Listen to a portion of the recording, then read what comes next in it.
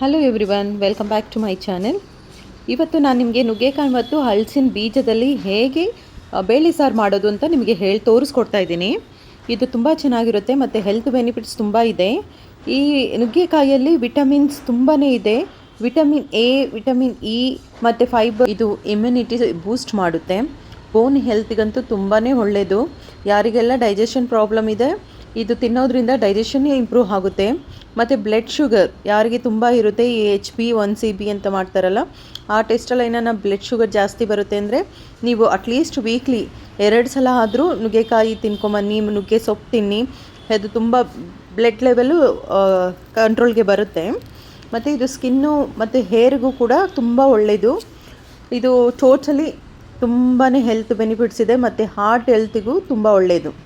ಇವತ್ತು ನಾನು ನುಗ್ಗೆಕಾಯಿ ಜೊತೆಯಲ್ಲಿ ಹಲಸಿನ ಬೀಜನ ಹಾಕಿ ಸಾರು ಮಾಡ್ತಾ ಇರೋದು. ಇದರಲ್ಲೂ ತುಂಬ ಹೆಲ್ತ್ ಬೆನಿಫಿಟ್ಸ್ ಇದೆ. ಇದರಲ್ಲಿ ಪ್ರೋಟೀನು, ಫೈಬರ್, ಅಯನ್, ಮೆಗ್ನೀಷಿಯಮ್ ಮತ್ತು ಪೊಟ್ಯಾಷಿಯಮ್ ಇದೆ. ಇದು ಕೂಡ ಡೈಜೆಷನ್ಗೆ ತುಂಬ ಒಳ್ಳೆಯದು, ಹಾರ್ಟ್ ಹೆಲ್ತ್ಗೆ ಮತ್ತು ಇಮ್ಯುನಿಟಿನ ತುಂಬ ಬಿಲ್ಡ್ ಮಾಡುತ್ತೆ. ಚೆನ್ನಾಗಿರುತ್ತೆ. ಯಾರಿಗೆಲ್ಲ ಟಯರ್ಡ್ ಆಗ್ತಾ ಇರುತ್ತೆ ಅವರಿಗೆಲ್ಲ ತುಂಬ ಇಮ್ಯುನಿಟಿ ಸಿಗುತ್ತೆ. ಇದು ತುಂಬಾ ಒಳ್ಳೆಯದು. ಹೇಗೆ ಮಾಡೋದು ಅಂತ ನಾನು ತೋರಿಸ್ಕೊಡ್ತೇನೆ. ನುಗ್ಗೆಕಾಯಿನೆಲ್ಲ ಚೆನ್ನಾಗಿ ವಾಶ್ ಮಾಡಿ ಕಟ್ ಮಾಡ್ಕೊಳ್ಳಿ, ಸ್ವಲ್ಪ ಸಿಪ್ಪೆ ತೆಗೆದು. ಈಗ ಹಲಸಿನ ಸೀಡ್ನೂ ಕ್ಲೀನ್ ಮಾಡ್ಕೊಳ್ಳಿ. ಸೊ ಕ್ಲೀನ್ ಮಾಡಿ ನೋಡಿ, ನಾನು ನೀರಲ್ಲಿ ಹಾಕಿದ್ದೇನೆ. ಸೊ ಇವಾಗ ಚೆನ್ನಾಗಿ ವಾಶ್ ಮಾಡ್ಕೊಂಡಿದ್ದೇನೆ.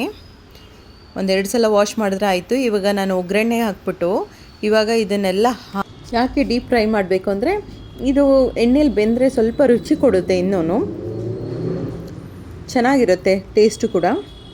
ಈಗ 1-2 ನಿಮಿಷ ಫ್ರೈ ಮಾಡ್ಕೊಂಡು ಆದಮೇಲೆ ನಾನೀಗ ಬೇಳೆಗೆ ಏನೇನು ಬೇಕು ಅಂತ ರೆಡಿ ಮಾಡ್ಕೊಳ್ತೀನಿ. ಇದು 1-2 ನಿಮಿಷ ಬೇಯ್ತಾ ಇರಲಿ.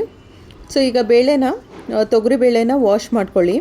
ವಾಶ್ ಮಾಡ್ಕೊಂಡು 1-2 ನಿಮಿಷ ನೆನೆಸಿಟ್ಟಾದಮೇಲೆ ಈಗ ನಾವು ಏನೇನು ಕಟ್ ಮಾಡ್ಕೊಂಡಿದ್ದೀವಲ್ಲ, ಈರುಳ್ಳಿ, ಬೆಳ್ಳುಳ್ಳಿ, ಟೊಮೊಟೊ ಅದನ್ನೆಲ್ಲ ಹಾಕಿ 1-2 ವಿಸಿಲ್ ಹಾಕ್ಕೊಳ್ಳಿ. ಬೇಳೆನ ಬೇಯಷ್ಟು ಚೆನ್ನಾಗಿ ಬೇಯಲಿ. ಸೊ ಆಮೇಲೆ ಬೆಂದಾದಮೇಲೆ ಆ ಬೇಳೆನ ಇವಾಗ ನಾವೀಗ ಫ್ರೈ ಮಾಡ್ಕೊತಾ ಇದ್ದೀವಲ್ಲ ಎಣ್ಣೆಯಲ್ಲಿ, ಅದಕ್ಕೆ ಆ್ಯಡ್ ಮಾಡಿದ ನಂತರ ಸ್ವಲ್ಪ ಅರಿಶಿನ ಮತ್ತು ಸಾಂಬಾರು ಪೌಡರ್ ಹಾಕ್ಕೊಳ್ಳಿ. 5 ನಿಮಿಷ ಅದರಲ್ಲಿ ಕುದಿಲಿಕ್ಕೆ ಬಿಟ್ಬಿಡಿ. ಸೊ ಅದು ಎಲ್ಲ ಬೇಳೆ ಮತ್ತು ನುಗ್ಗೆಕಾಯಿ, ಹಲಸಿನ ಬೀಜ ಎಲ್ಲ ಸೆಟ್ ಆಗುತ್ತೆ.